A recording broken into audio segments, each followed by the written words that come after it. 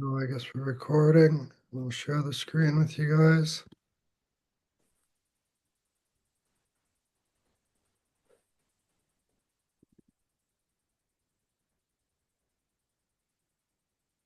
There we go. So today we're doing Saturn and Taurus, going through Krittika, Rohini, Mrigasirsha. Um, it's very nice working with these, trying to find the nakshatra difference. And what I really notice when I do that through all the signs is Taurus is kind of the most Taurus, almost towards the end. It's like the early part of Taurus, these planets are just learning that energy. They're just new in that sign. And it seems the more advanced they are in the sign, the more they understand that, the more they're in that full energy of the sign. They've learned all the lessons, they've progressed. So it's like Taurus, it's an earth sign. It's very sort of stable, grounded sign. And in Kritika, there's still a lot of harsh criticisms left over from Aries. It's a really harsh place for the Saturn. Saturn is kind of that work environment as well.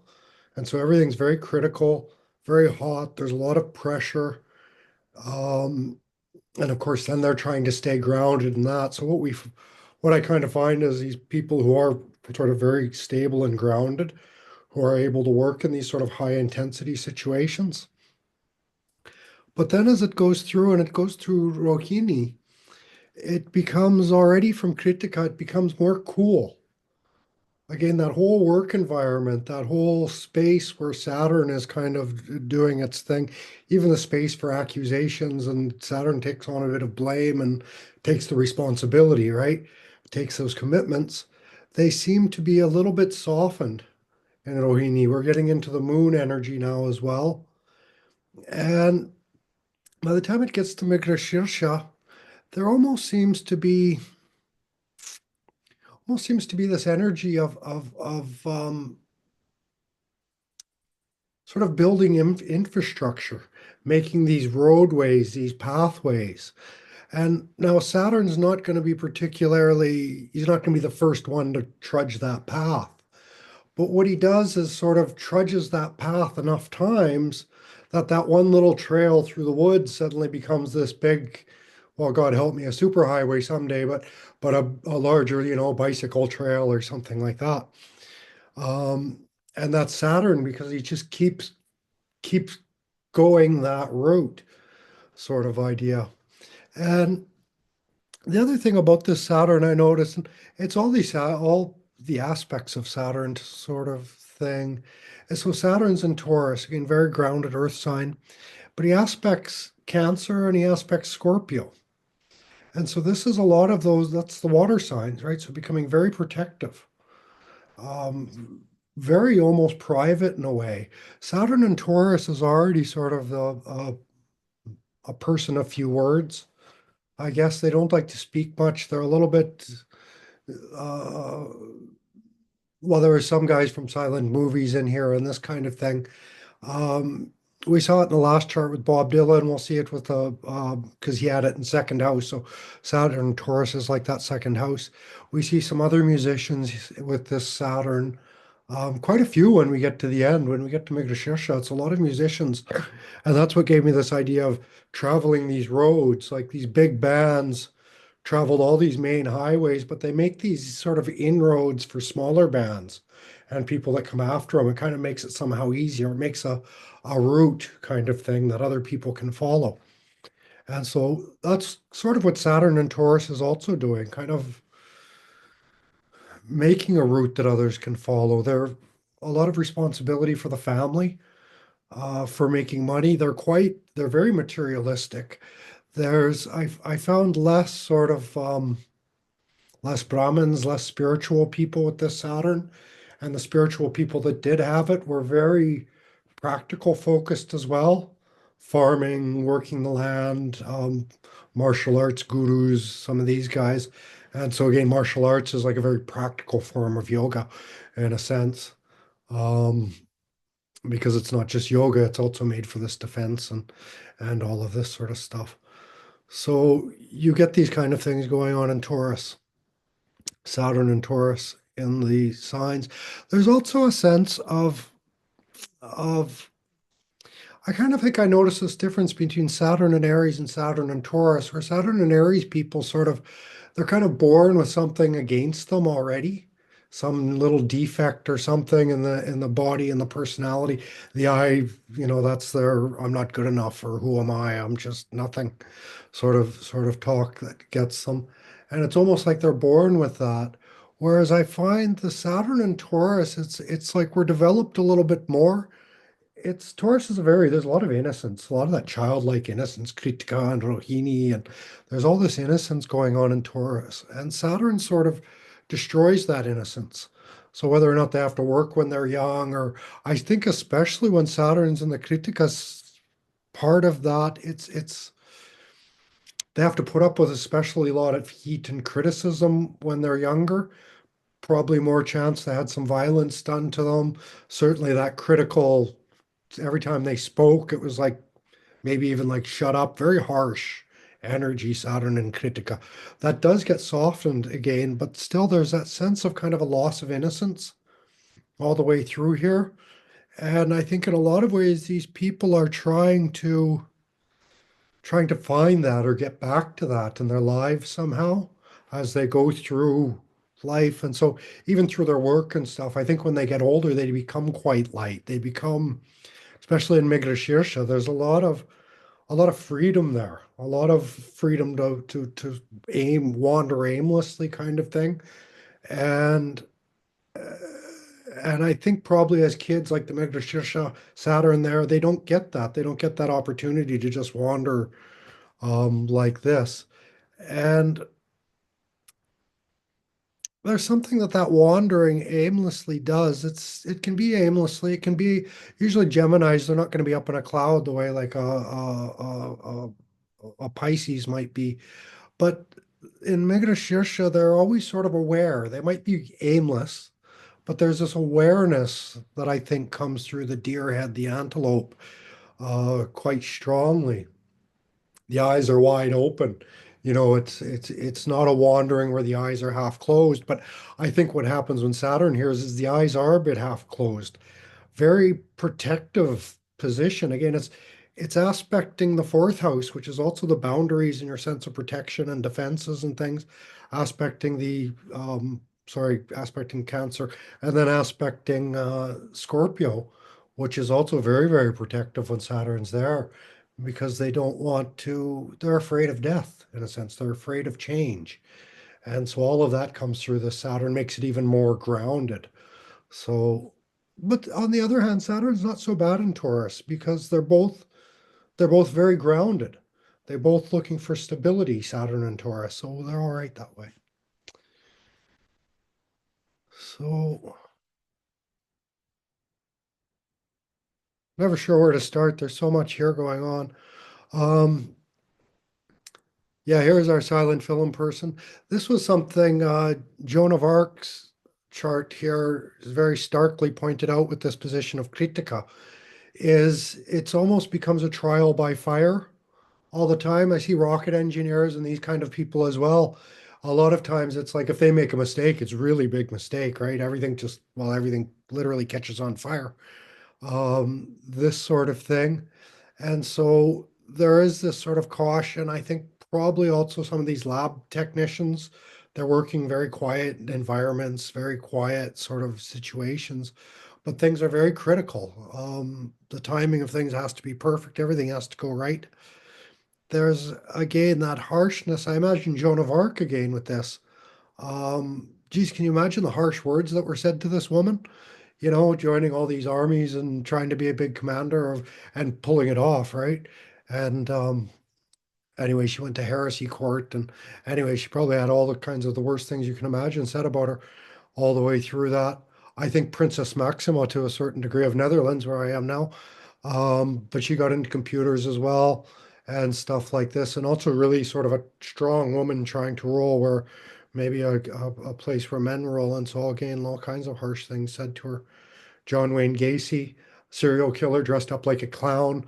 That's also brought me to something else with this. This is also a Taurus thing, and Saturn is like the opposite of the truth. And so what we find in Taurus, we find um, a false face to a certain degree, trying to construct an image in a sense without really, they don't have that confidence. And so there's also this, they have to mask their emotions, and that Saturn aspect in two of the water signs as well. But that stoic kind of face, there can be something a little bit, I think they're really, really hard workers, really. Because again, they're tired, they're ragged, they're strong. You don't see like all the way through here, okay, William the Conqueror, but he was also a warrior. All the way through here, you find a lot of very strong, sort of middle class kind of values. Working man, you've got to work and earn your way kind of stuff. Um, and I think this also ends up showing on their face. They end up kind of looking a bit older. I'm just sort of skimming through to see if what I'm saying is fairly true, and it does ring fairly true.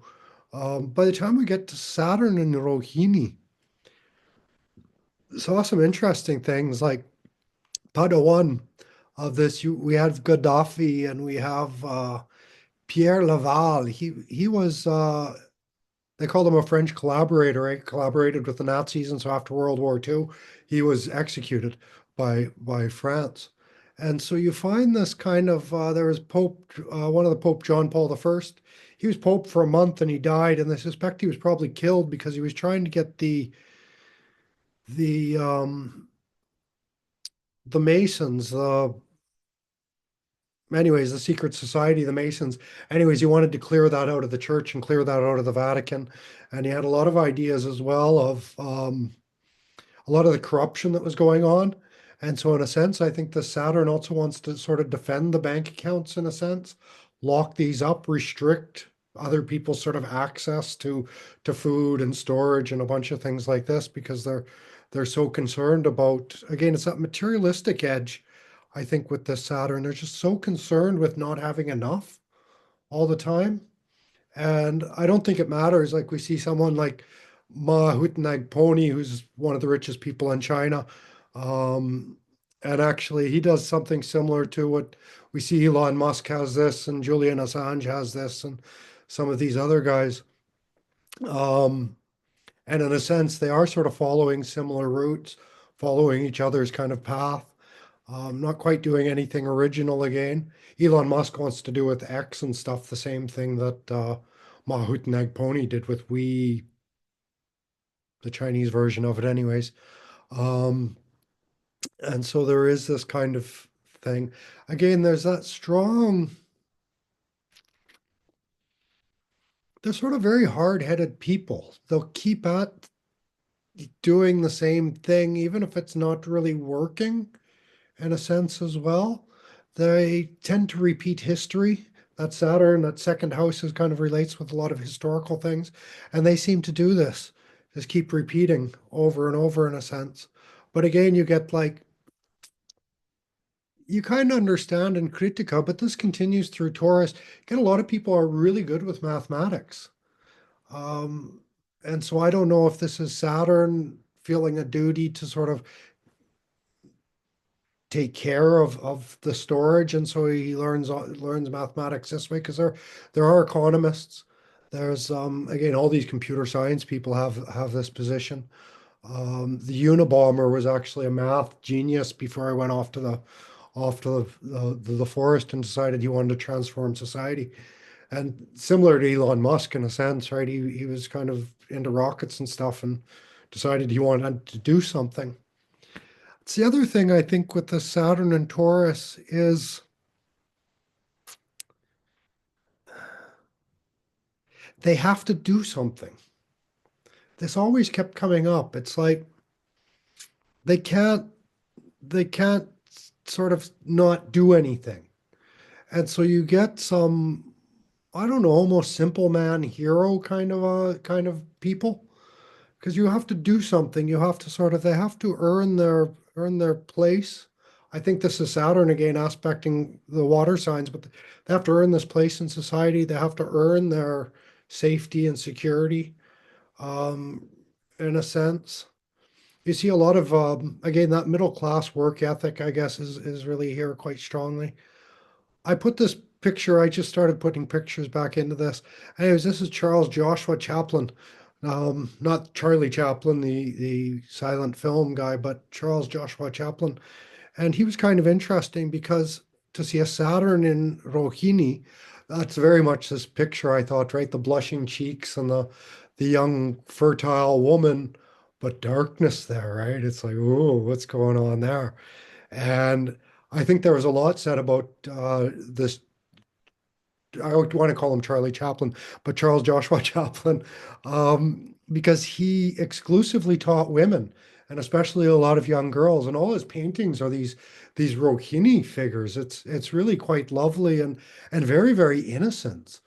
Um, and so again, I think it was this idea of trying to get back his innocence to a certain degree somehow. So, and it's like another thing about the Saturn and Taurus, it's I think people are less likely to believe them. Um, it's like they might be very serious in the way they speak and a little bit monotone to a certain degree.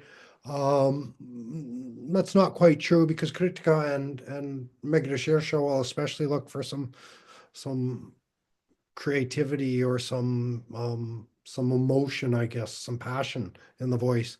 So they can be quite good speakers that way. Later on in life, because they're kind of like, oh, what I have to say isn't worth it. It's no good.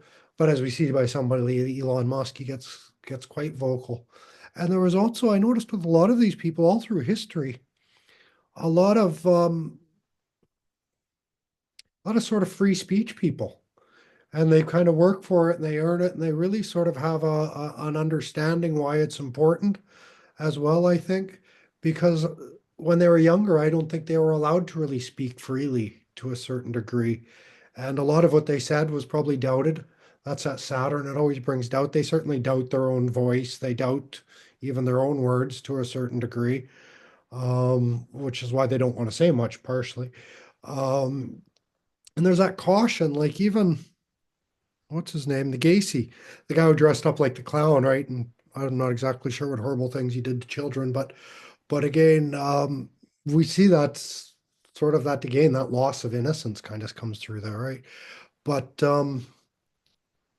but he also had to be very cautious what he would say. Like he was actually a really nice neighborly guy, sort of thing. And he would have these barbecues, everybody over for barbecue. And he would actually be making these sort of jokes about bodies buried in the garden as he's showing people his new rose garden and things like this. And so he was a bit risque, but he was also had to really, really watch what he was saying. And the other thing that sort of comes out of this, especially you see it in the politicians, but a lot of them, they're what they do say becomes a bit scripted. And I noticed this especially, I think it was when Saturn got to the third house in Taurus.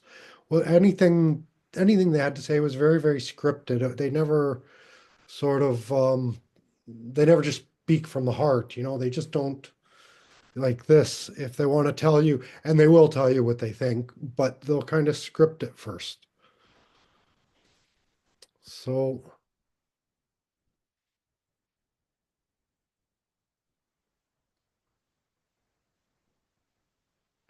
it's interesting here as well. Robert Hand, he wrote a very nice book on Vedic astrology, and he was also involved with some of the early astrology softwares, probably mostly for the Western astrology.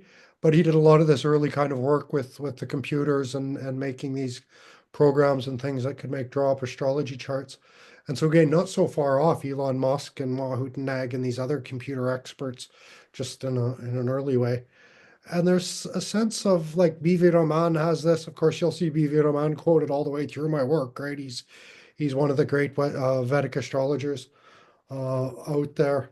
And this is, well, in a sense, it's what I warn everybody about astrologers. I'm like, nobody's going to believe you, you know, um, because everybody's there's going to be a little bit of doubt there all the time in what you say. And sometimes also we also like we're not even really sure what we're saying, right? We might even sort of again that even notice it in my voice. I've got Saturn in the second for my moon, so maybe I get some of this. But it's sort of suddenly I become what I'm saying slows down. And I kind of like, oh, and you can almost probably feel me looking for the next word and doubting myself and pulling back and being like, can I really say that? Is that going to be true what I'm saying? And I'm not really like, you hear it sometimes, that hesitancy. And so that's sort of the Saturn and Taurus. These people have that just sort of about them, this sort of hesitancy. But once they get going, boy, they just truck along. Um, So this kind of thing. But you see, all very intelligent. Again, that mathematics, that's also when B.V. Raman was doing astrology, he was a mathematician. And you see a lot of economists and things in the old days in India doing Vedic astrology because they didn't have a software to draw up their chart for them. And so even if you're looking as a Vedic astrologer and you're like, oh, look, these astrologers, that's good for astrology. It's like even myself included, well, I guess I got some mathematics and engineering stuff, but generally Vedic astrologies of this modern age might not necessarily have all this mathematics and this practical way of looking at the world, right? Almost drumming up numbers and very capable of saying things with a straight face, right? That stoic sense. Um, so anyways, this is the old-fashioned Vedic astrologers who actually know mathematics. It's not necessary in the modern astrologer. It's not, but it is because all of it is permutations and combinations with words, with language. But it all has to also should be there should be some mathematical analysis or that same sort of problem solving thinking that comes from math. It's going to suit any astrologer and be good for any of that. But anyway, so like that. So I found a lot here, and Harrison Ford actually popped this out for me, especially in Rohini. Again, that sense of a lot of these people seem to be blamed for things um, that may or may not be their fault, right? Because, well, someone like Mussolini, they blamed him for the problems, but he was kind of a jerk. Um, but they tend to be blamed for things. And Harrison Ford, all his wrongly accused of things. Half of Harrison Ford's movies, he's being wrongly accused of something, and he has to run around and try to prove himself and prove what he's saying is true. Um, and we saw that like the Nazi collaborators and some of Gaddafi, right? They all sort of. I think what's happening in this first pada because it ends up in Aries Navamsha. And so I think this one's especially bad. Like anything they say just sort of dug their hole deeper for them to a certain degree. So they could never quite talk themselves out of their rough spot. Um, and I'm not sure about that with everyone, but yeah, seems to be a bit of that. They kind of dig their own hole. And Saturn is good at taking responsibility, especially this is Taurus is our stored karmas. Taurus is our future and what we're putting there for the future.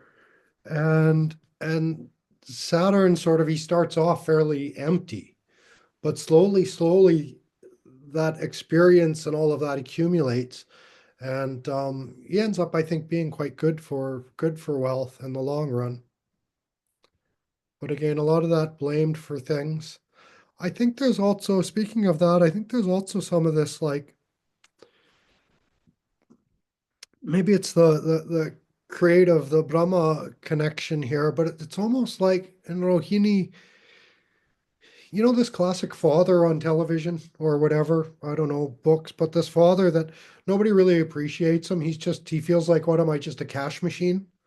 What am I just supposed to just like, and I think that's their feeling with their family with this Saturn is that they're responsible for providing to a certain degree. And of course, they have to work very hard for that.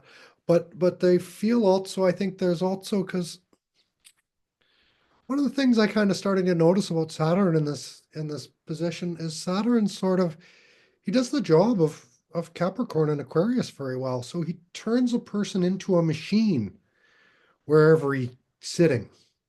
Right. So that's why I say, well, am I just a cash machine sort of thing? This you're just using me for what I have, sort of a feeling with this Saturn. Um, or what kind of money I can bring in or something like that. And we see that down by third bada. We see someone like Larry Flint, Hustler magazine. I think he had a big, I think he was Hustler. I don't know if I got that right or not. But anyways, he had a big mansion as well, similar to Playboy Mansion, but his own sort of version, you could say. But he sort of almost put himself out there to be used for, come use me for my money. And I get all these young girls. And it's really great. Um, Amitabh Bachchan probably sort of, he sort of seems to do something quite similar to that. Andrew W. Mellon, again, very rich banker industrialist there. So quite able to manage large amounts of money and that kind of thing. And a lot of these people are quite wealthy, um, like that.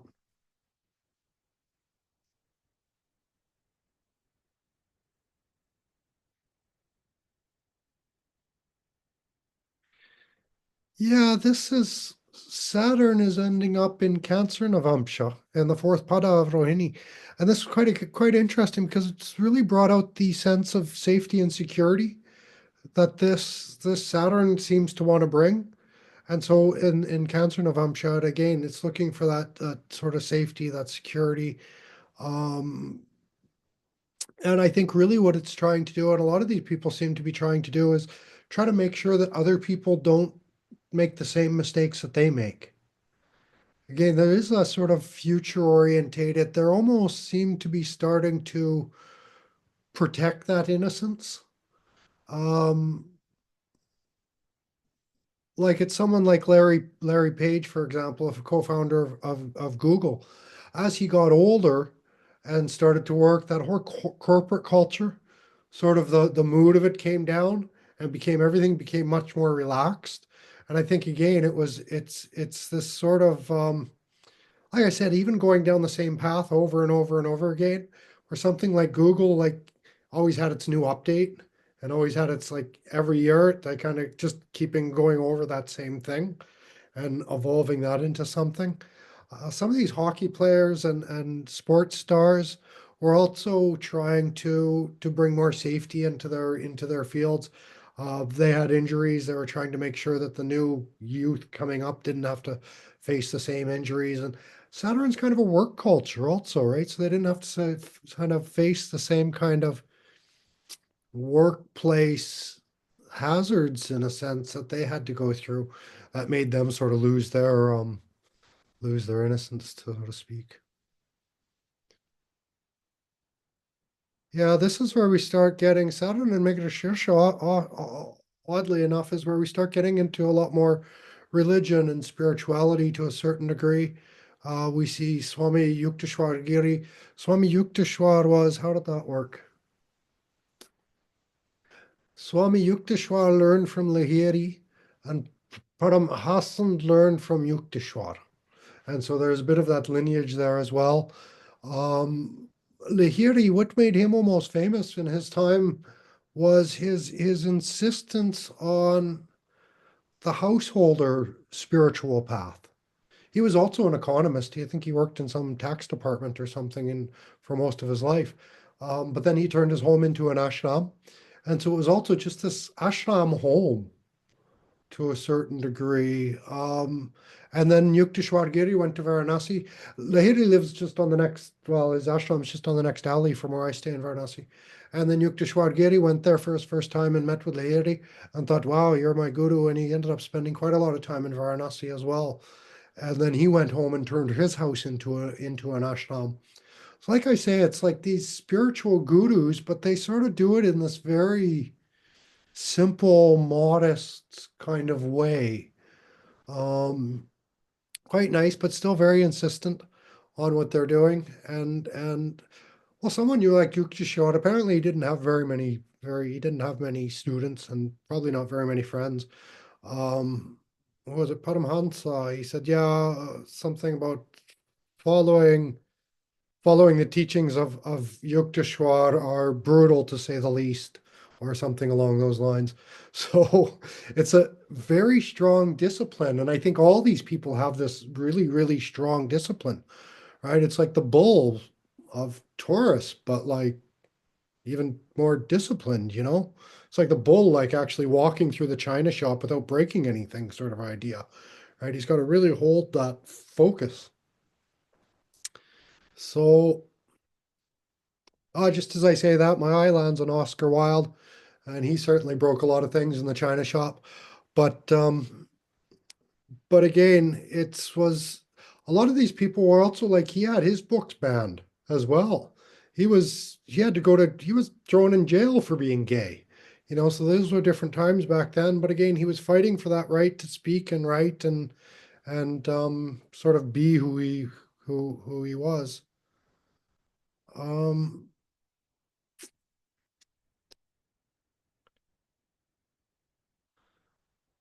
Yeah, by the time we get to Mrigasirsha 2, this is where we started to see a lot of the musicians, Eminem, Keith Richards, Mick Jagger, Towns Van Zandt, John Denver, another blues guitarist, country music, just people I think um, they're just on the road, right? They're just following the pathways, almost creating a map of their own in a sense for other people to follow. And they were all big enough that they had a whole like stampede following them around the world. And so again, by the end, they're getting that Mrigasirsha of Taurus. Anyways, they become quite powerful in their path. I was surprised I didn't see more than this, but I guess I don't know much about a lot of the heating habits of famous people. But the last name on here is Cheryl Crane, and she was into restaurants and real estate. And so this is sort of what you expect, much more job working with food, whereas a lot of them seem to be working maybe with their voice a lot more than with food. Um, yeah.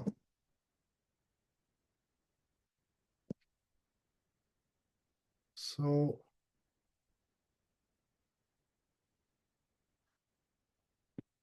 I'm going to admit, when I was studying Saturn Taurus this week, I ran into nothing but problems.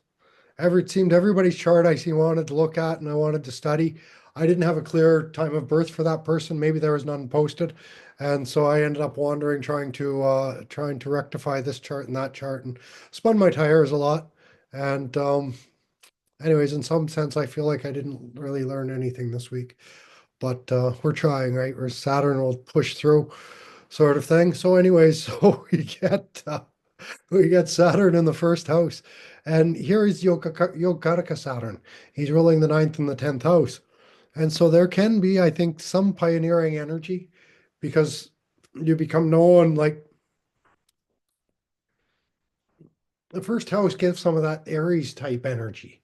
And so they become known for like trying new things and being the first to sort of do some of this stuff. And like the musicians, I think as well, it's like wherever they're going, they've got a whole stampede sort of following them. And that certainly rings true for Elon Musk. He's another guy. I think there's some rectification done on his chart to kind of twist it here, but um, again, very solid, very stable. There's that Taurus nature to these people. So they're usually very, um, maybe that doesn't fully go with Musk because he's jumping all over the place like a monkey. But anyways, there's that sort of slower energy of Taurus already going, that determined pressing forward sort of thing. Usually it's very fertile as well, Taurus. And Saturn is sort of reducing that fertility. Might even see that in regards to their health. I think especially in Rohini, because Rohini shows up in that blush, that pinkness, that innocence on the face so much. And it's such a nice pink, nice white, pure nakshatra that when Saturn gets in there, it's almost like putting that black spot on a white canvas kind of thing. And so Saturn does become a big black spot. And so I think most of these people end up with a big black spot somewhere in their lives. And it might show in the face of a mole or something like that as well. Um,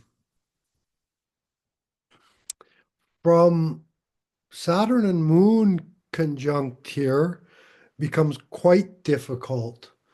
Um, there's something about like by the time you get to Taurus, and I described this like Leo is the top of the mountain and Aquarius in the bottom. And so by the time you get to Taurus, there's this uphill movement.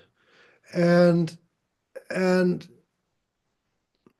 it's this momentum going up, especially in Krittika. There's still a lot of hope, a lot of there's sun, there's still leftover fire energy in Krittika. There's that upward rising force. Saturn does cap that a little bit.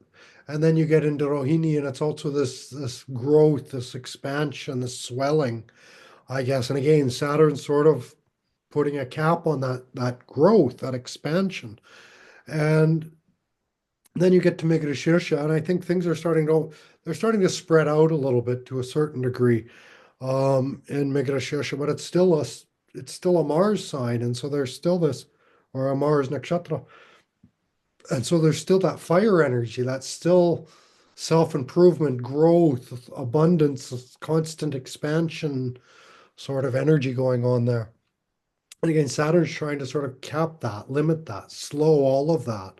And so I think we do get um, probably problems with fertility, right? And fertility is like, well, it's in the physical body as well, but it's their ability to sort of make things grow, to nourish them and allow them to expand and grow on their own sort of thing.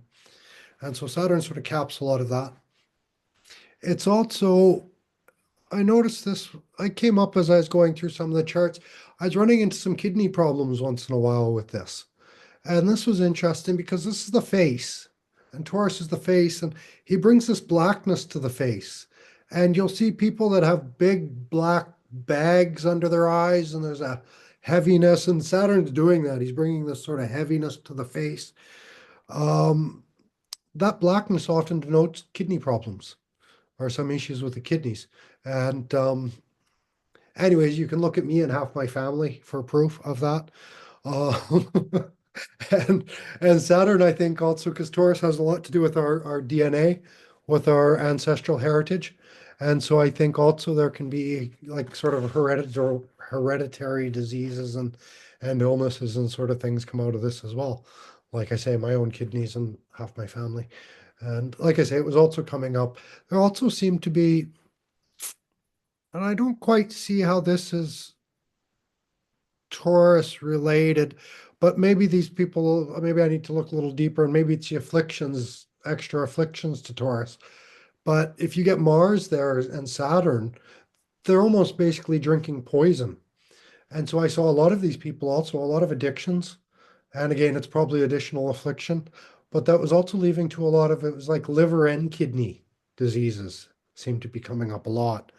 And so again, I think that's if you add some Mars, and especially if you've got some Moon there, they're going to be quite heavy drinkers and these kinds of things. And so that's usually not very good for the kidneys or the everything connected with the kidneys as well, bladder and then if you connect that with something like fertility, then you're getting into a lot of those lower organs, you could say. So I have a question mark beside Christina Applegate's name here on the first house because she has an AA rated chart, which means it's like from her birth record. And so this is her birth time, and she's supposed to be first house. And I can see her. She's a bit of a Taurus girl. She's a little bit, she's strong on her feet, you could say. Um, but I noticed the vegetarianism here. I think one of the best remedies for Saturn and Taurus is to learn about food and to turn their food into medicine because they're also probably not eating very good. A lot of vata, a lot of skipped meals, a lot of probably malnutrition as well coming through a lot of these people. And they do have to learn to regulate their food and learn to eat good and learn to eat healthy. And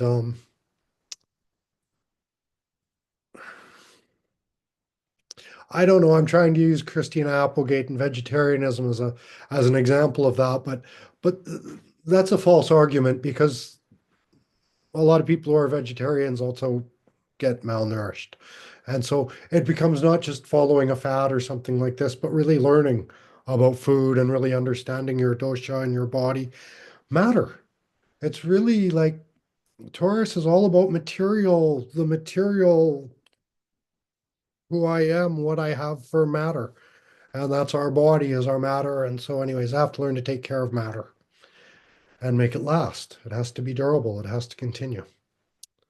So, and a lot of these people had a problem with that. William Burroughs lived out on the streets and God drank and did God only knows what kind of drugs.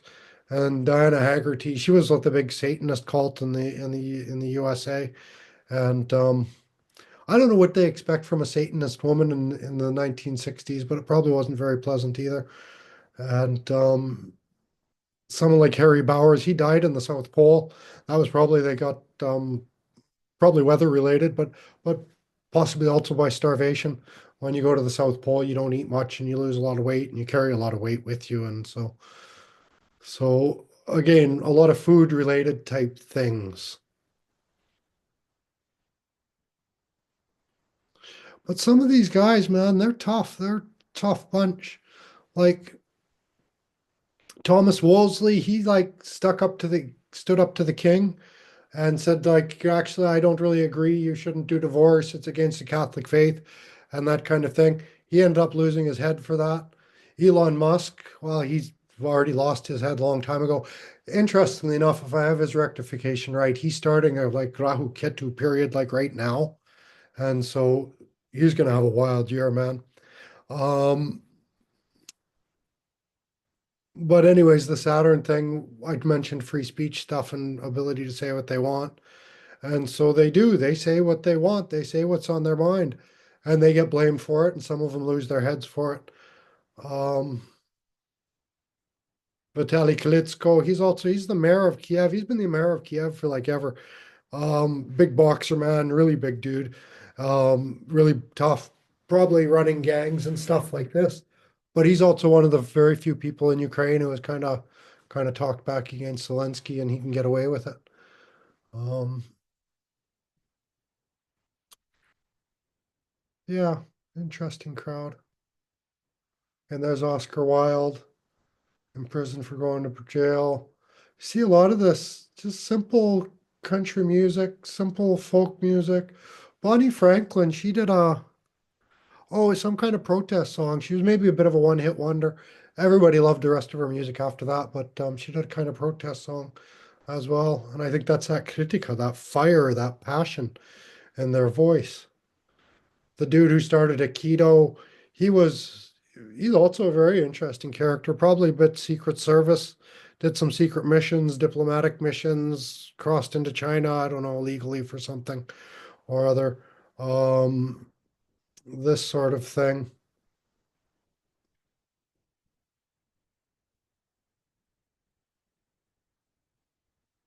Oh,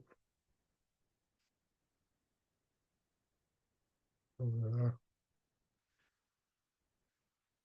So Saturn in the second house, this is just his natural placement, right, for an Aries ascendant. And so the second sign, second house, we see that the Saturn's ruling the 10th and 11th houses. So again, gonna we're gonna look for that sort of stored resources and work mentality and that'll really come into it much more than this. Whereas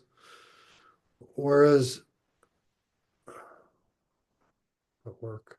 Sorry, anyways, all so but anyways, it that working class mentality will be quite strong here. We see it in some police chiefs there. Oscar de la Hoya made really good money in boxing, but kind of kept it simple. Joe Biden, that used to be his thing, right? The working man, sort of working class sort of guy.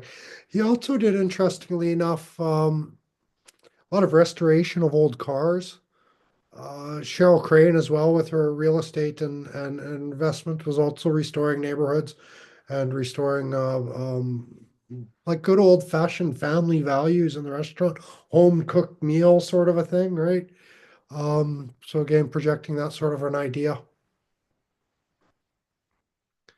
Kind of interesting and kind of kitty corner from each other. I'm looking at Pope Gregory, who made the Gregorian calendar that we're all following now. And then directly across from him was Stephen Jay Gould, who was a um, evolutionary biologist. And so I don't know, there's something very evolutionary about the calendar as well. It needs an update every once in a while, sort of like Google, I guess, also needs an update every once in a while. Some of these other guys that pointed to the kind of masks that Saturn and Taurus, Saturn and second especially, some kind of mask often I think they like to wear. Again, it can be that stoic look on the face, but we got like makeup artists and we had the clown dude quite literally putting on masks. And so I think we get that in some other situations, other kind of masks.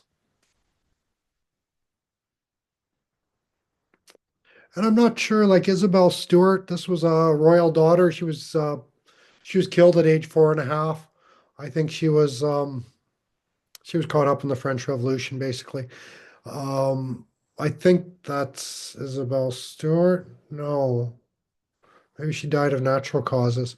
Anyways, but there's still that sort of sense of for a daughter at that time. I wonder if that was King Charles as one of his daughters, or sorry, King Henry VIII, one of his. Anyways, but there's still that sort of sense of questioning and self-worth, I guess, coming through the second, and having to stay silent and not saying much, and maybe some hereditary illness as well. And again, I think it's that again that blackness, that darkness that comes to the face. It's like maybe they didn't get enough oxygen when they were kids or something like this as well. There's that sort of lethargic look to the face.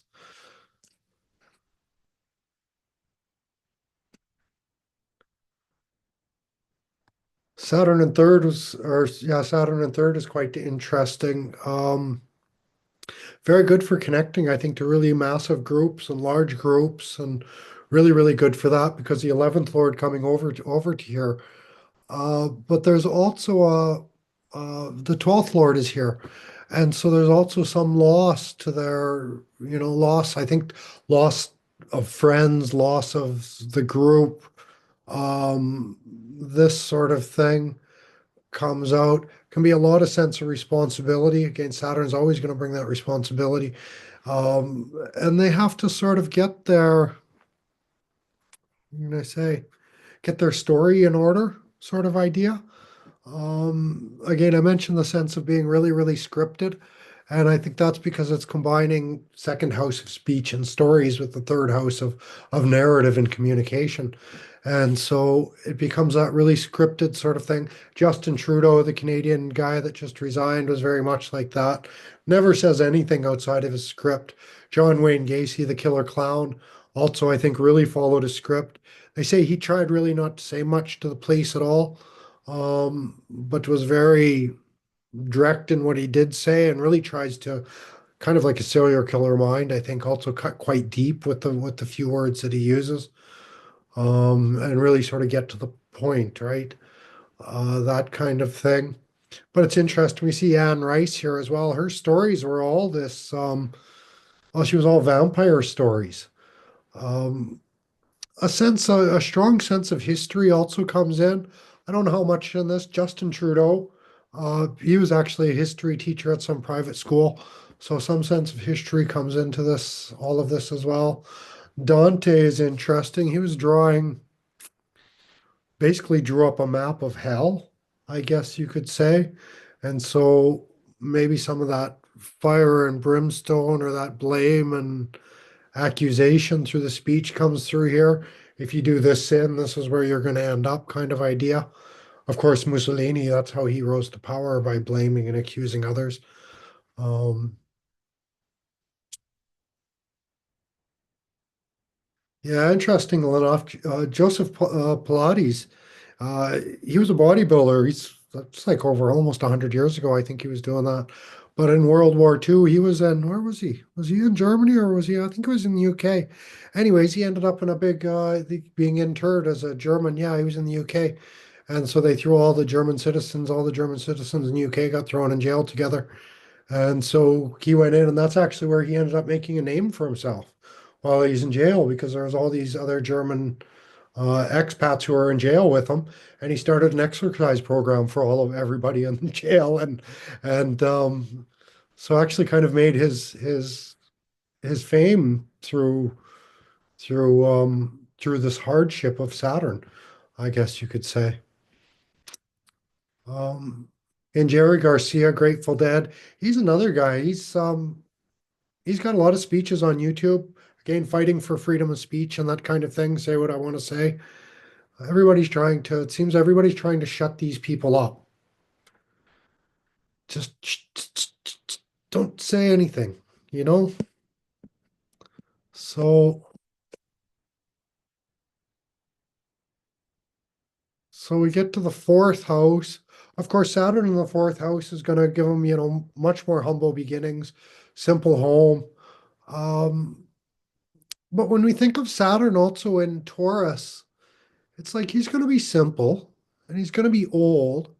But again, Saturn and Venus are kind of friends, I guess you could say.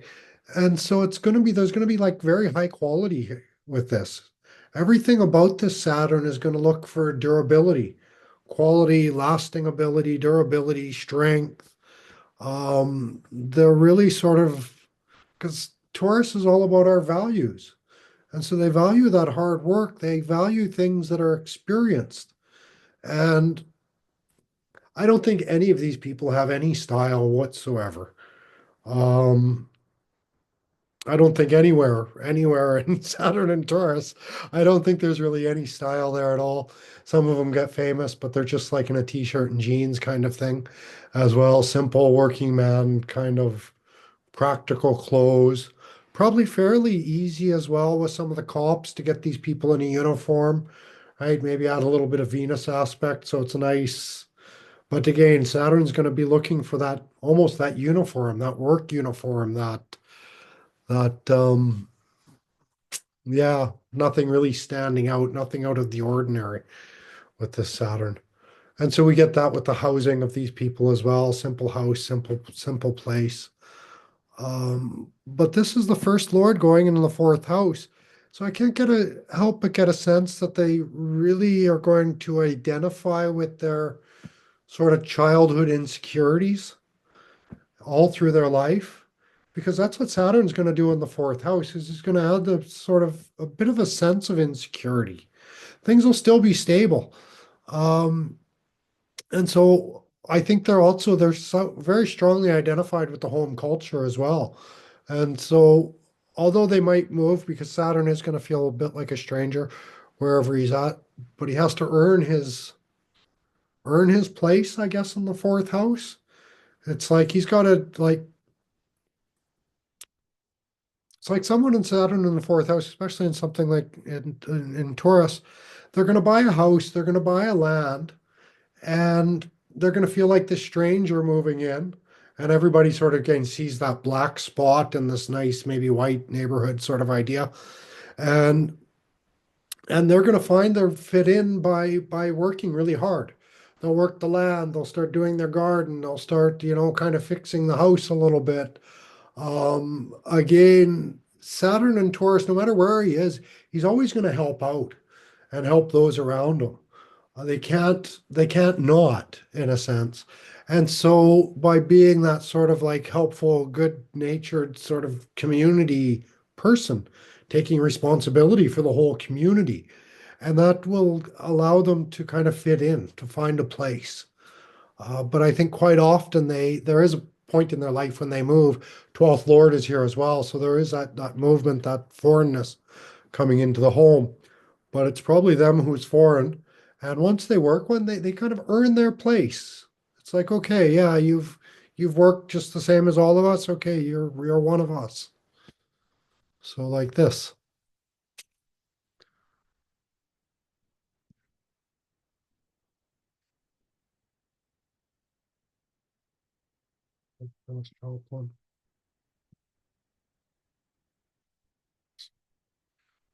So we get to Saturn in the fifth house. I find it funny how few people there are in this. Like Mrigasirsha, there's only Eminem. He's the only one that has, Saturn and Mrigasirsha in fifth house. Again, this is going to bring a little bit of stage fright in their younger years. Again, not going to want to express themselves. Um, Probably again doubting their ability to do that. But they become like Eminem. They become those sort of hardworking, up there on the stage, speaking, doing what they have to do. Um, you see a lot of sports people with this Taurus, and this sort of is a little bit like that. It's like the sports star, finishes the first period of hockey or whatever, and he comes by and there's a reporter with a mic in his phone, and he's like, "What happened?" And he's like, "Oh well, we went out there and we tried, and then they scored a goal, and we struggled to come back with that, but we managed to tie it up at the end." And it's this narrative of facts sort of idea, right? It's a very pure, and a lot of these hockey guys or sports guys, they're no good, and they're nobody should put a microphone and a camera in front of these people. They can't speak, but they learn to, and they become quite good speakers over time. And then then they retire from hockey and become a sportscaster themselves, and that's all they're doing is they're talking and they're giving that narrative, right? Every single time it's the same. I don't know. Sports is exciting and it's new and different every time, but it's the same narrative every game. There's like maybe six different narratives a game can follow, right? Someone takes and wipes everybody out, or, coming from behind, or there's just these very typical narratives, and nothing much changes from that. And so that's a sense too. Someone like Amitabh Bachchan, Indian actor, he's the same. Every time this guy is in front of the camera, he's the same character. There's nothing ever really changes that way. Um, yeah.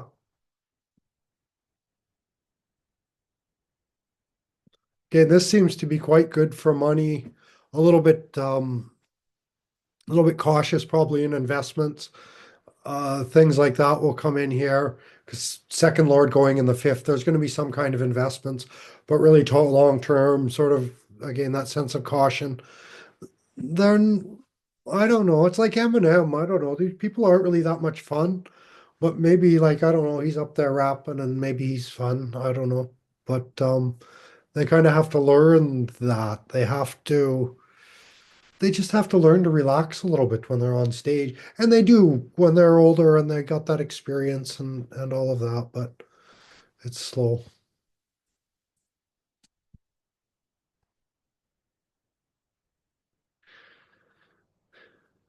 Yeah, this is interesting. Saturn in the sixth house, ruling the second and third house. So it's Saturn's not a great planet for the chart of this is Sagittarius ascendants. So you got these Sagittarius ascendants are a little bit bigger people usually. This really became clear. I don't know why from the moon. Got guys like Laroque and Eric Lindros, a great big hockey player, really big guy. Sachin Tendulkar, cricket player, again, quite big people, almost in a sense larger than life in a sense, and quite tall, all of them. Um, I'm not sure if this fits in with Saturn in the sixth the same, but Dalip Singh was like a wrestler, actor, Indian guy. Um, some of these kind of things. You've got oh, so Taurus is already bringing speech related things. And so here you've got the second Lord going into the sixth house. And so again, I think there is some problems with their speech, um, and a lot of heavy criticism for the way they speak or what they're saying or the content of their words or their because they'd be very pessimistic. It's like they'd be talking a lot about the problems and the imbalances and these kinds of things. And you find that like Vignac Chavarkar, or I don't know. I didn't practice his name before, but anyways, the guy who started the Hindutva movement, and this was started back in basically Britisher times, when India was still looking for independence, and he was thrown in jail for a long time, and then they let him out of jail, but wouldn't let him travel, and they controlled a lot of his communications and things like this. Um, I get a sense that a lot of these people are sort of maybe involved in almost gangs, or they're accused of being a part of a gang, because that's third house also, which is these small groups. And this whole group is going into the sixth house, into some place that's, they're being blamed. The whole group is being accused. They're stuck in this imbalanced kind of narrative. They're stuck in this narrative of all the problems that are in this world. And to certain segments of society, that really works quite well for them. Oh yeah, this also in this position. This is where food is medicine, I think becomes even more important. And chances are there's a good chance these folks will get some kind of it might be a dietary allergy, or it could be just anyways, well, any sort of like diabetes, any sort of illness that can be sort of fixed by regulating the diet and turning your food into medicine. And that's common second lord in the sixth house. It always kind of wants to do that. But with Saturn, it's going to be for very practical reasons.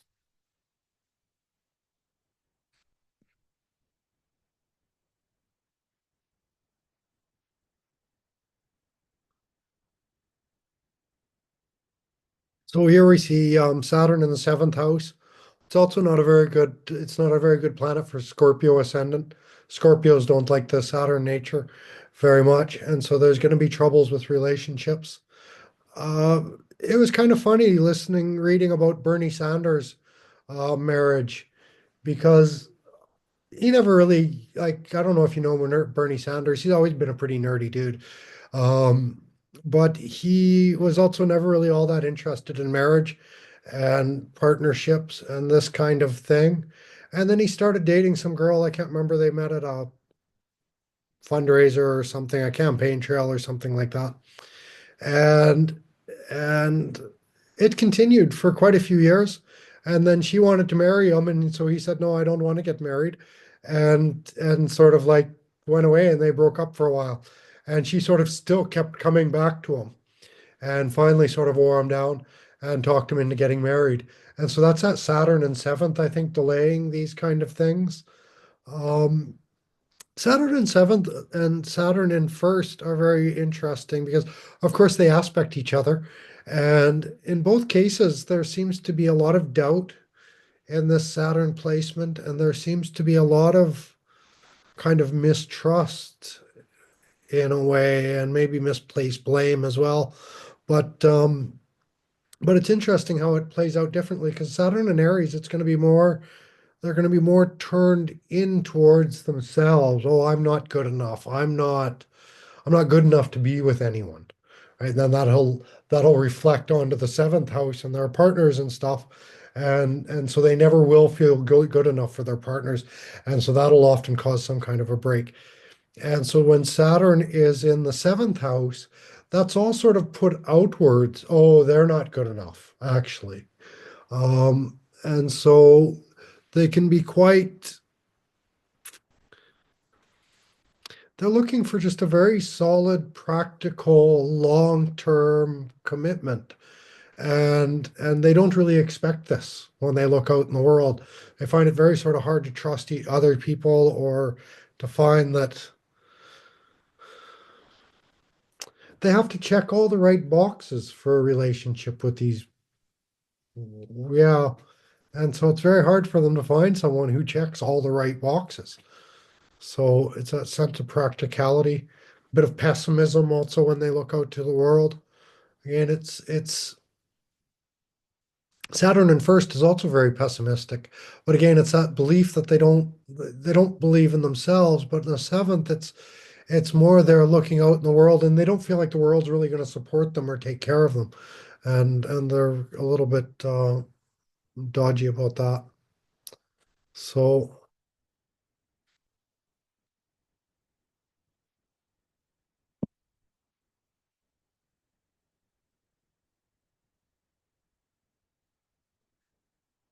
Here we get Saturn in the eighth house, Taurus, and here Saturn is going to be very sort of top secret. I expect it to be fairly good at doing research and things like this. Again, it's that sort of underground, um, speculative ventures, I guess. I wonder how much there is also towards like I see Martha Stewart's name here in Krittika. And so again, very sharp position for Saturn. And so I wonder if this isn't that transformation of the home to a certain degree and bringing that creativity into those sort of practical areas of the home and making practical changes as well. Because this is going to aspect the second house. So their desire to sort of take care of other people's stuff will sort of help them to take care of their own stuff as well to a certain degree, and very stuff orientated as Saturn usually is. Um, this is again Yogacaraka Saturn. One of the things I noticed about Yogacaraka placements, I don't know if it's just Saturn, but all the planets, basically, if they're Yogacaraka in sixth, eighth, or 12th houses, they usually still end up giving fairly good results. It seems to take some of the malefic edge off of everything, and maybe it's because Saturn is also a malefic, but a beneficial malefic. So it's almost that destructive energy is quite beneficial for for for him. Um, and there's that sense they want to cross the line. It's like these are the kind of people you like. You draw your line, and they're like, "Oh, this line, that line that's like behind me now." And so they want to kind of cross that. Um,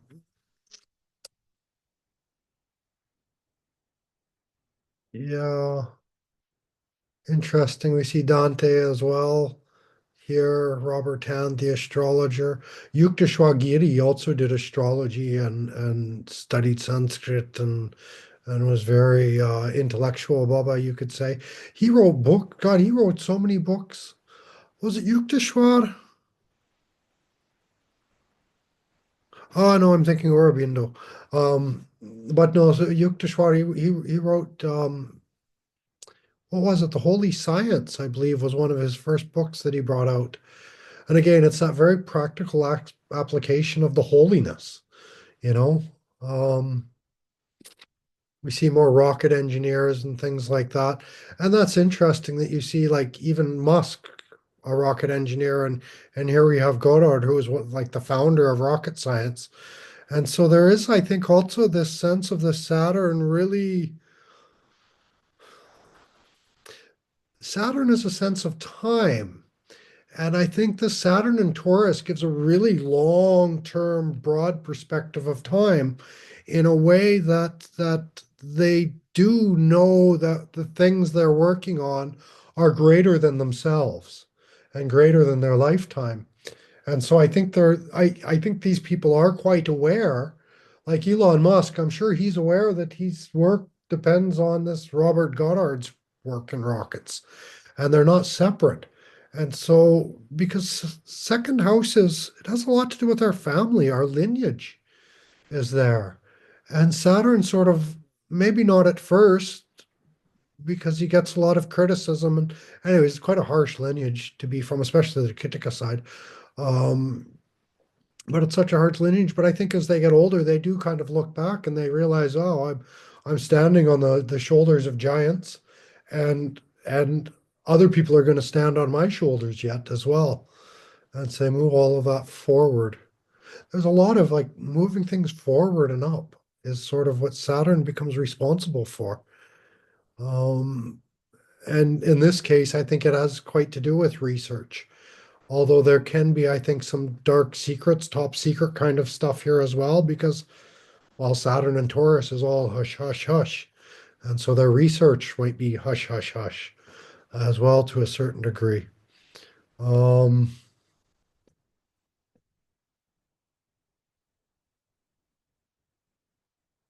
yeah, that fits in with a lot of the names here. I'm not sure, like, is he a road racing cyclist? And I'm not sure what else he did with his life other than that. But seeing a road racing cyclist here, it kind of brings highlights that it's fourth lord going into the eighth house, which can also bring accidents, road accidents, things like this, car accidents, all that sort of stuff comes out of that quite often. Um, and I would imagine it would bring a lot of secrecy and privacy about their home and where they live. Would also want to become quite a big secret.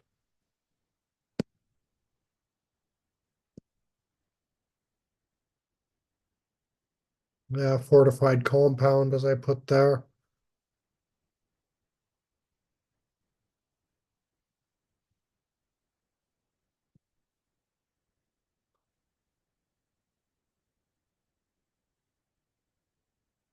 So Saturn gets to the ninth house now. He's rolling fifth and sixth houses. So you can quite imagine that the fifth lord in the ninth house has to give nice results, right? Kind of mixing the spiritual practice and the spiritual beliefs, I guess you could say. And so they sort of maybe it's very important to them that they practice what they preach, I guess, on one hand. And a lot of them are quite authentic that way. A little bit almost of a little bit of a cowboy, I guess, thing going on here to a certain degree. Um, because anyways, just trying to practice what they're preaching and go forward with their beliefs. And very practical beliefs here. We've got some evolutionary biologists, biochemists, these kind of people.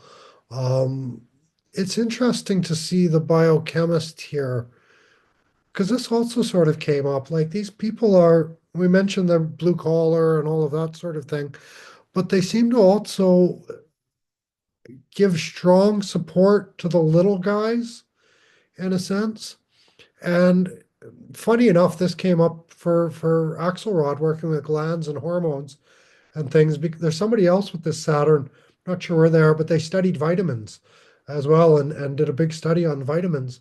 And this really is sort of looking at those little guys in the body, the hormones and the vitamins that are so vital to our experience of life. And even I mentioned Saturn and Taurus and this idea of food. And Saturn, I think also like those little things, practical little things that you do every single day, the Saturn sort of realizes that there's a really deep importance to that. Of course, early in life, they're not really following that, but that's how they learn by making those mistakes and doing things wrong. That's that's kind of the beauty any Saturn placement. So it's kind of what Saturn is doing, right? He kind of it's an area where we make mistakes for a while and do them wrong and learn our hard lessons. So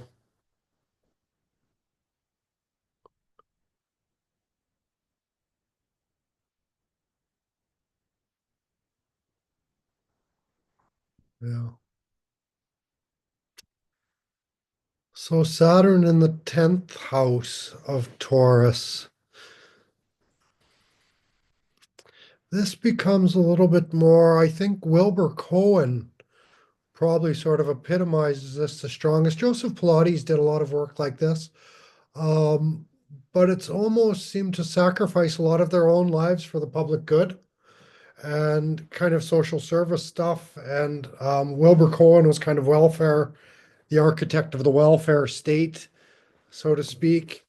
And so that's one of the big kind of criticisms of the welfare state or communism is that it ultimately does want to control and control the flow of money um, and that sort of thing. I don't know if Pierre Laval was also trying to do this as well. Nazis were socialist Nazis, so there might have been a side of that. Um, that kind of thing.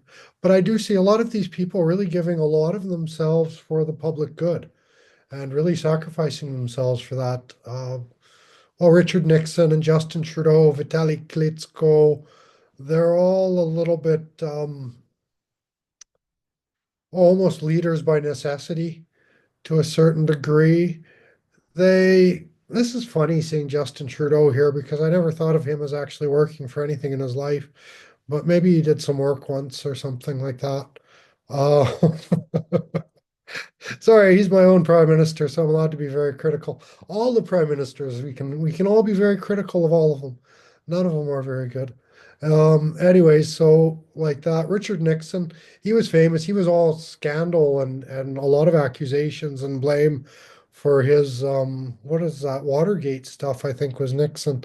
And he's also the guy who well, whether these guys do anything or not, but he made the announcement that the US dollar is no longer going to be tied to the gold standard.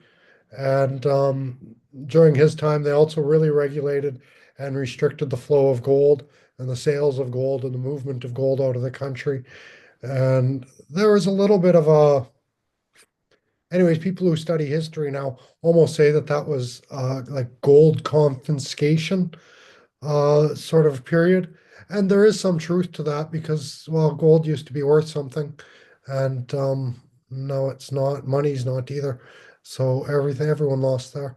But Kritika also very specifically relates with gold, actually. So to see Saturn sort of regulating all of that um, isn't a big surprise. I could quite imagine someone in Vitaly Klitschko, well, mayor of Ukraine, probably also, I think he's probably also smart enough to want his paychecks in gold rather than in whatever Ukrainian dollars or anything like that that can be burnt or, you know. So again, very practical way of looking at money. But there does seem to be some fighting with authority here. Not in every case,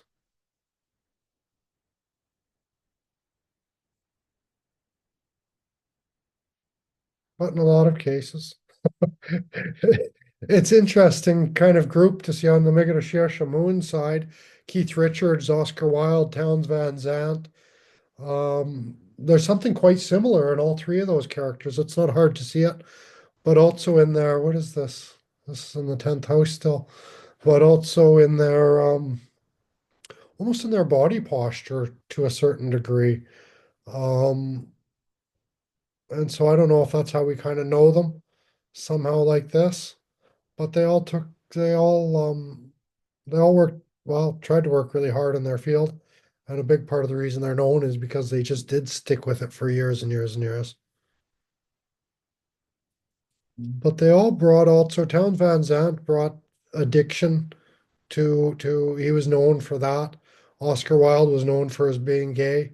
Keith Richards was probably also known for his drinking drugs and partying stuff. So these sixth house sort of addictions and problems seem to be coming up in there. Um, Elon Musk has some kind of scary bedfellows with his Krittika, Saturn and Krittika in this position. This is from the moon. Dependent on the Prince of Nepal, who killed his whole family.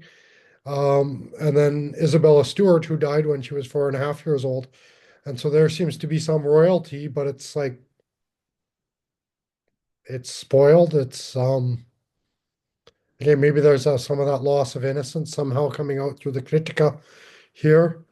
Um, but it's not working out too well anyway for some of these people. Here he is with Julian Assange also. Justin Trudeau forced to resign. Vitaly Klitschko also.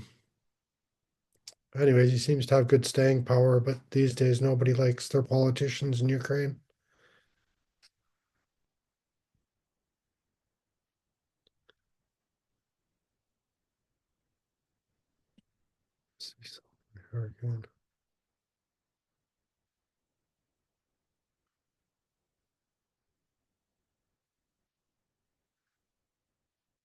Again, there seems to be this, like the Saturn and Kritika. These are very critical sort of situations in a lot of ways. I'm not sure if Perry Como's chart is right or not there. Um, but they seem to be wealthy. They seem to get a lot of the blame. And a lot of these cases, they almost seem to be the the the authority figure who is blamed. And so they have to take these positions of power, maybe because there's nobody else there to do it, because Saturn is going to doubt himself like this and doubt whether or not he's capable of doing these kinds of things. But again, I think some of us, in some sense, it's like, well, nobody else is doing it. Somebody has to step forward and kind of help. Someone has to clean up this garbage. And a lot of times, because it's they made a lot of mess and garbage most of their lives, and then they feel like they want to clean that up and take some kind of control.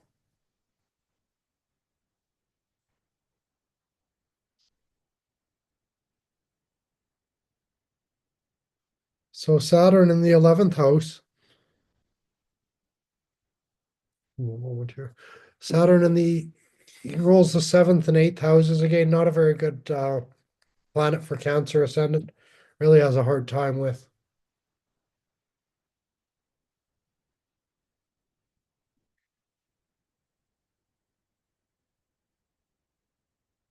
Yeah, the moon in Cancer has quite a hard time with Saturn.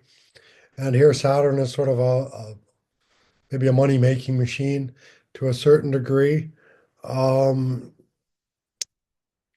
a lot of old friends, not probably not the greatest ability to make new friends, which might be part of the reason.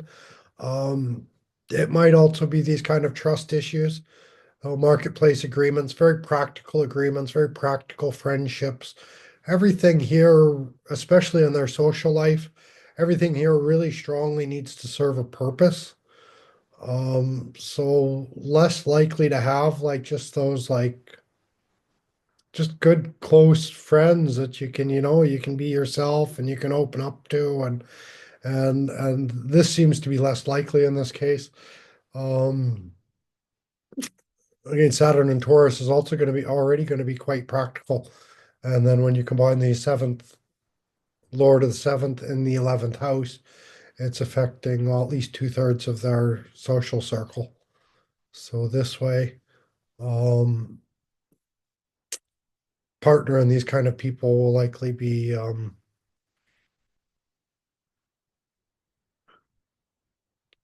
anyways, they'll have to serve some sort of place in the marketplace or help them make money somehow. Larry Flint's a good example of this. On the one hand, he's like, hey, come use me for my money. But also he's gonna make money off that. And so this sort of thing. Geraldo Rivera. I'm not sure if I have this guy right, but I think he was this fellow when I was younger, doing these police sort of shows, real life cops and this kind of a thing. Back in the early days before it was all reality shows, he was kind of doing that sort of thing then, I think. Um, again, showing people the path that way. Uh, so also kind of, yeah, exploiting the damage that's done to things and people who don't deserve it. So here we get Saturn in the 12th house, ruling the eighth and the ninth. We get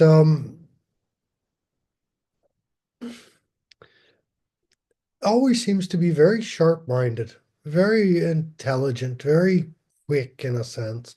But Saturn in the 12th house, we're going to expect some, I don't know if it's quite guilt, but there is some guilt. There's some baggage that they're definitely carrying.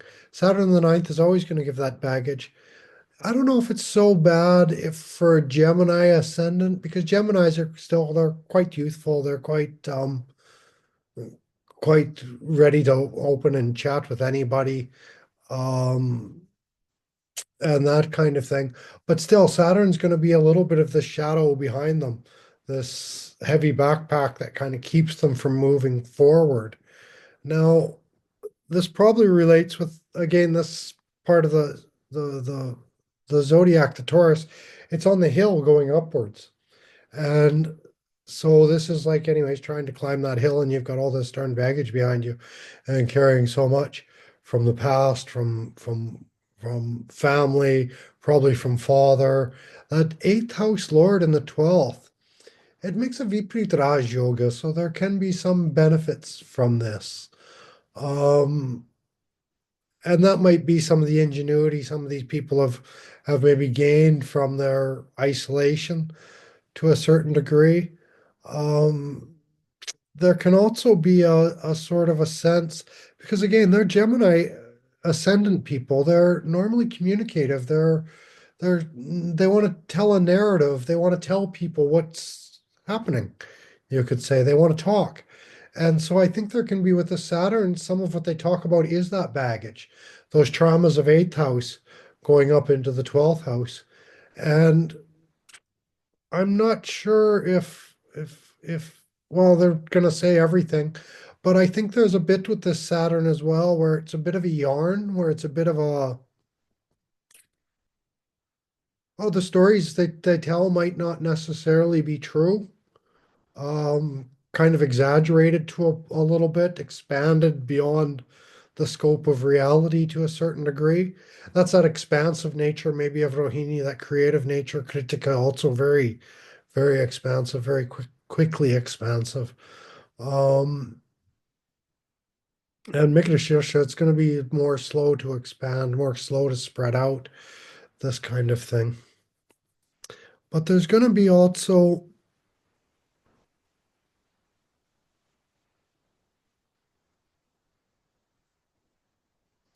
I don't know a lot of these people very well, but Robertson Davies, the novelist, I know him quite well, and he had this alter ego, Samuel Marchbanks.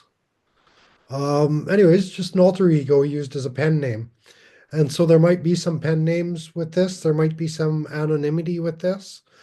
Some way for them to get their darkness out, to express that dark side. And well, you have Larry Flint. No doubt he had two faces. Geminis kind of tend to be a little bit two-faced, dual, right? Like that. Someone like Robert Hand as well, like he was doing the mathematics and the computer stuff, and so highly intelligent that way, but also very much involved with wanting to get do translations of a lot of ancient astrology scriptures and things like this. And can't remember the name of the library, but he ran some kind of library. Maybe he still does. Maybe he's still alive even. He's pretty old now, but he might still be alive. Anyway, so he ran a library of trying to get these different manuscripts translated, and he was in that regard. We talk about Saturn kind of muddying the pool, I guess, a little bit in Rohini. Um, and so it's funny because we compare that to the kind of Vedic astrology I do, where I'm very purist, right? Like I just follow Pranashara, Hora Sastra, and I use Pranashara light, and I try to keep out anything that doesn't belong within this Vedic Tantra. Anyways, I have a pretty good a big umbrella that I can work under. But I'm a bit of a purist in that sense with my astrology. And I look at someone like Robert Hand, and he's not at all. He's just studying every kind of astrology and kind of mixing it all together. And well, I've never met him, but yeah, he kind of seemed to study everything and do that. A lot of books he put out as well on regular astrology, which would probably be useful for Vedic astrologers. Anyway, so like that. Um, Adriano Sophie is an interesting one. He was I got anyways prison for political murder, but he was driving the car for someone who assassinated a police chief in Italy, and nobody ever knew what happened. And it was like it must have been his guilty conscience. And I think anyways, all Saturn placements are going to bring guilt or something like this. And I think it was like 18 years later, he finally came to the authorities and he said, yeah, so here's what happened on that assassination. I was driving the car, these other two guys were in the car, and he told the whole story. And I'm not sure. I got to study it more, but it doesn't look like anybody really believed him because it was another 18 years before any of it went to court and sort of verified his version of events. And so that was kind of funny. It was like, hey, I'm guilty. It was me, and nobody believed him. Big high profile murder, and I don't know if he's maybe, I don't know nothing about him, but maybe not the sharpest knife in the drawer. And so the police maybe thought, oh, he just wants to get attention or something like this, but he was telling the truth. Um, Also, maybe some of that guilt also plays in, like Cheryl Crane. She owns restaurants, real estate, but she killed her stepfather. What the heck is his name? Stompanato. Johnny Stompanato, maybe. I've got him. He's in the next shot to the book somewhere. Um, Anyways, she killed him. He was a big Marine dude too. He was like, there was no, she was just like a 14-year-old girl, and he'd been raping her multiple times, I think, already by then. And so she just like grabbed a knife and said, "Hey, come on, big boy, you want a piece of me?" And he said, "Boy, do I ever." And anyways, it didn't work out very good for him because this little 14-year-old girl killed this big, tough bodyguard for the Stars Marine guy. And that came out when I was doing his chart as well. Um, this big guy who gets kind of killed by a mouse.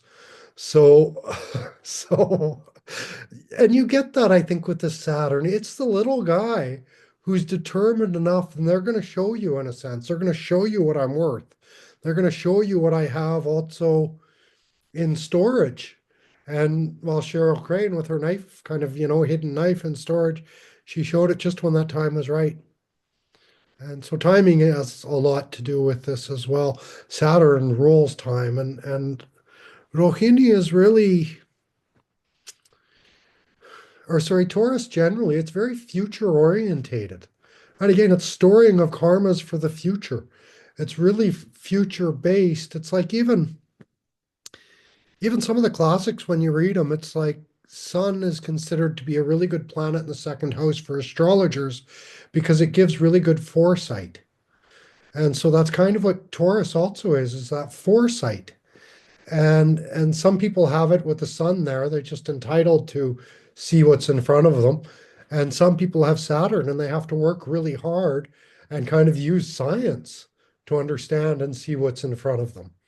And so again, that's I think why we see some Vedic astrologers with this position as well.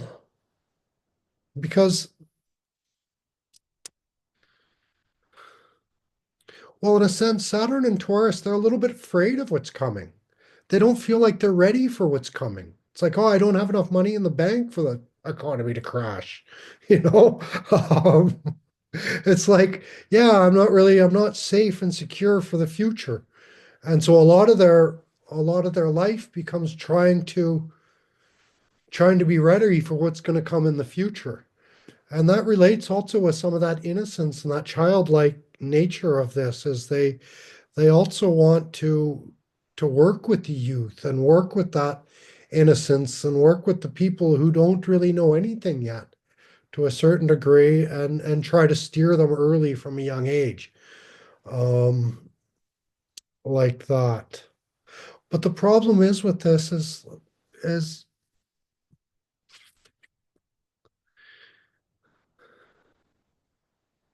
well, everything about this Saturn is very sort of engineered. The speech seems to be very scripted, and everything's very controlled environment with this Saturn in a lot of ways. It's even like Adriano Sophie. He went three guys in a car and they drive out and they kill a police chief, and nobody has any idea who did this. So this amount of sort of control that nobody says anything, you know. The serial killers who also had to be careful that he didn't say anything, but did awful things to people and probably also felt like, oh, I have to kill them so that they don't say anything, so that they can't speak. Nobody can tell of this crime. Um, and so there is some of that guilt. Someone like Cheryl Crane, she killed her stepfather. She wrote a book about this later on. And so I think that's also, again, I mentioned good remedy for these people is regulating food, but another very good remedy, I think, for all these people, Saturn and Taurus, generally speaking, is to speak, to get their story out, right? And by speak, I mean they can also write, um, but they have to get that story out. They have to be heard, and they have to find a way to make themselves heard. And kind of like in that sense where everybody wants to have a voice. Everybody wants to have some say in the way things are going to go. And I think in the early days, they don't have much say. They don't have much of a voice in the way things are going to go. And they end up getting bottled up with quite a bit of fear. And Saturn aspecting Scorpio, aspecting Cancer, and a lot of that fear, aspecting Aquarius. This fear of connecting, this fear of opening up, this fear of being vulnerable.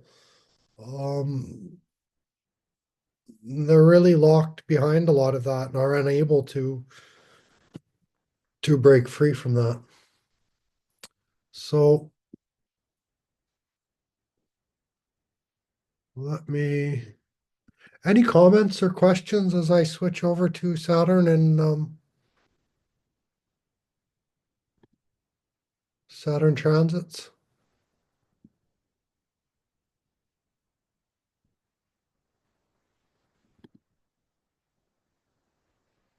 Uh-oh. I did all kinds of funny things to my computer. Well, yeah, I ran out of storage memory on my computer, which is very actually, it's like you want to talk Saturn Taurus. It's like, I don't know, not enough storage. Right. And so, sure enough, just before class, I don't have enough storage. And so I found out, I learned what cache is on a computer, and I had like 200 gigs of cache on this computer. And so I deleted a whole bunch of it, and I deleted a bunch of stuff I probably shouldn't have deleted. And last night wasn't much fun trying to find memory and just not having enough memory. And and all these kind of I hadn't thought how Saturn Taurus that last night was. So I might not have had quite enough time to really dedicate to the study, but Saturn was giving me the lesson anyways. Um, and part of that now I can't find the Saturn. Here it is. Historical transits document. It's not where nothing's where I left it. So we only have about 10 or 15 minutes left here, so um and everything because I deleted all the cache, so my computer has no short-term memory. So it's going back to long-term memory to find these documents, and it's very slow. Good old Saturn.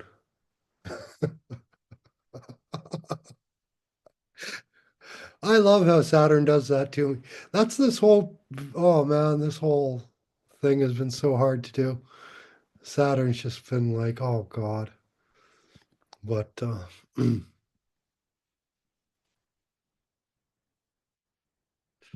just skip ahead to Saturn and Rohini here.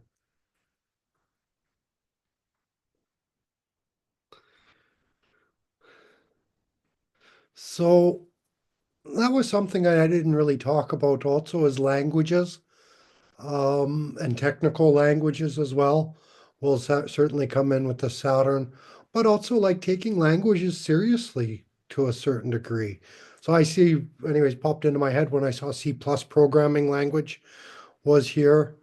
Um, the Fellowship of the Ring. Not exactly sure how that relates with the whole Taurus thing, but I think it might be some of the Krittika stuff, that upward, even a lot of that. Anyways, it was a uphill battle. It was this battle of the little guys, all these little like dwarf people against all the big guys as well. Um, that was one thing I noticed with, where was it? Maybe it was Rohini. Anyways, where Saturn ends up in Aries, Aries, in Aries Navamsha, whatever position that was. Um, I think because a lot of these people take on quite big tasks, really big responsibilities they take on. And so, especially when that Saturn ended up in Aries, it seemed to me that all those people had sort of taken on more than they can handle, sort of idea. They still did take on, like, it's like Gaddafi took on the whole West, and that didn't work out good for him. And there seemed to be a sort of sense that they weren't quite especially again when he became debilitated in Avamsha, that they weren't quite prepared for what they were getting into and this sort of thing. So so oh jeepers, we get the World Trade Center attacks in one area, this whole thing about access for of evil oil for food program that was with Saddam Hussein in those days. Oil, Saturn represents oil, and so oil for food, Saturn and Taurus, it actually makes a lot of sense. Um, and I hate to say it, but it's like I mentioned, a lot of these people might not have very good diets. And so, God, a little bit of Mars involved, and sure, they're drinking poison. They might as well be drinking oil for food. Um, so things like that. Bill Gates and his big pharma stuff. I should have documented more what happened there. But again, this is also like this kind of tablets. Big pharma, you're taking the tablets for food, and so probably also has some Mars, Saturn influence. I should have made the charts, but anyways, um, like this. Skim through here. Oh yeah, LSD was made. It was invented in this period, which again, the drugs, there seems to be, I don't know if it's an escapist tendency, but I think what it is a lot of these people, like they lost their innocence when they were young. They lost their youth when they were young somehow, and they spend a lot of their time life trying to get that youth back. And and I think drugs for a lot of them becomes a sort of a that shortcut to I'll get stoned and act like a child again to a certain degree. Um, and of course, it's not the best way, but I think that's what some of this drug taking is trying to do, trying to break this heavy discipline that they got from their families, and trying to escape from that sense of discipline. And again, it's going to be with some malefic influences there. And it's interesting that we see the Little Prince also was written under this or published under this as well. Um, Tarzan, the Columbia School of the School of Journalism. Again, I think this Saturn is really trying. It's quite good at stories. There's a lot of really good authors. There's a lot of good like music writers, not just like songwriters. People like this have these sort of placements, and so it's quite good for that. There can be some. Again, they're working really hard on language, and on understanding language, and on being heard as well, and on finding their voice. And so that's what a lot of these journalism, writing schools, and college, that's a lot of their emphasis on finding your voice. So this kind of stuff. Um, there's a few royal weddings here. Now I don't know if that has to do with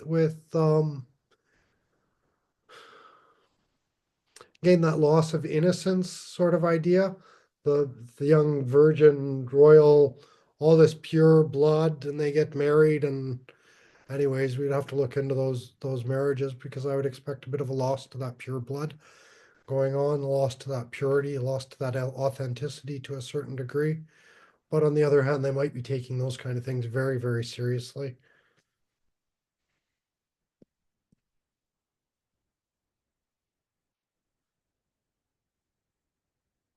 It's interesting. We saw Nixon nix the gold for being part of the dollar.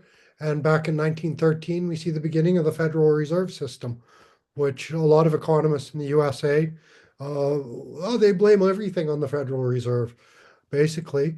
But Federal Reserve and that thing Nixon did with the gold, it was anyways, it wasn't very good for the banks. It wasn't very good for anybody's bank account.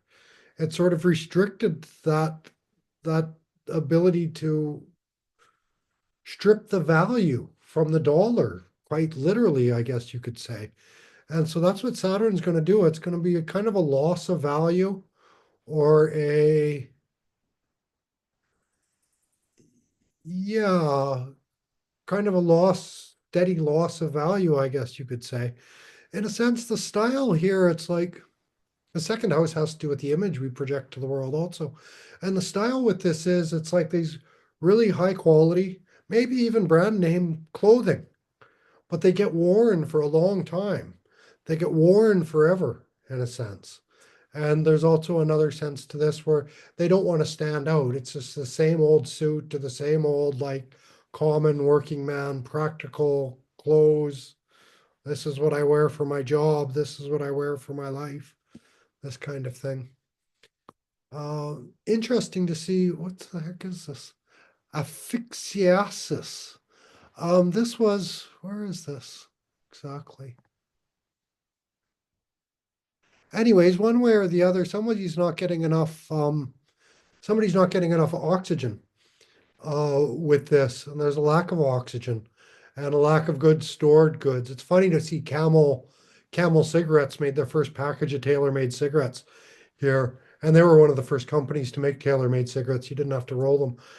But we're also seeing that sort of again, it's what people are putting into storage, and it's not good, right? They're storing this tobacco in their body. Asphyxiaxis is also sort of limiting the air, limiting the breath to a certain degree. So things, when they don't get oxygenated, they don't get nourishment, they don't grow, they don't expand the way I think there's probably an expectation of greater expansion on some of these things than they get. Things don't expand the way they're supposed to.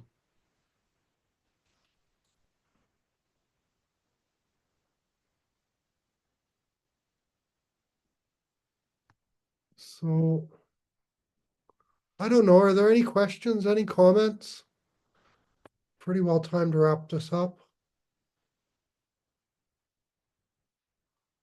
Well, I see everybody's just staring, so we'll wrap this up. Thanks for coming out, guys. Um, I'll see you next week, and then we'll have the 24th off. And the following weekend, I'll do it. I got another thing. So anyways, like that, I'll be in UK next week, so it'll be an hour earlier for me, but I'll keep it the same time as this, whatever time this is. So we'll keep that and and I'll see you next week. Thanks for coming out, guys. Thank you. Mahadev.